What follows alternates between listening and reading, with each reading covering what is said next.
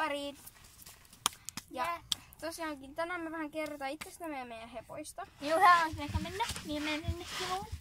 Elikkä mä, sanokaa mua Melliksi, se on mun lempinimi, yksi lempinimistä, mutta yhdestä siitä mä en tykkää. Mut kuitenkin mä oon 11-vuotias ja täytän joulukuun 8.12. Ja niin,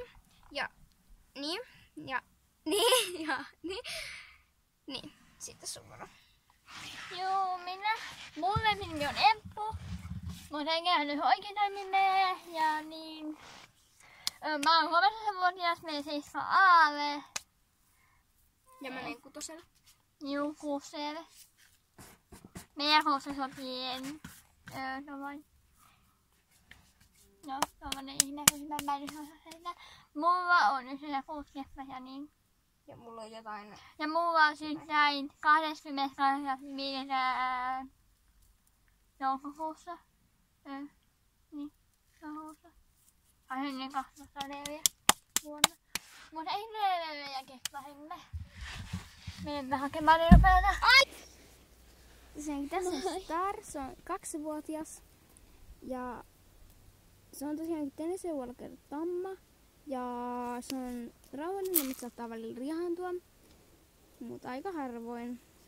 Ja niin, sitä. No, monttia tosi vaikka mitä tapahtuu sinulle äsken. Tosiaankin tuolla on tällainen vähän matalempi kohta, niin mä löin pääni siihen. Ja saatu maahan ja minä nostin hänet ylös. Sevasin hänet. Nostin hänet 2 kertaa, niin sain kaloria onnistunut. Ja tässä on minun Setvanin poni Sendeha. Se on sun lemppariheppä varmaan. Nämä on tällainen kiva nuhtuhaanöyhtö, mikä on kanssa. Mä tein. Tällainen kivat ohjat, joka ei ehkä näy. Pikkihärmä ohjaa. Ja hän on Sendeha Tamma ja ikä on 4 vuotta. Sitten on se Odette, tällainen musta Tamma. Nuohineini 7-vuotias. Hänellä on täällä tehosvetti ja hänellä on tuollainen hieno panda, joka on tehnyt tämän. Ja niin.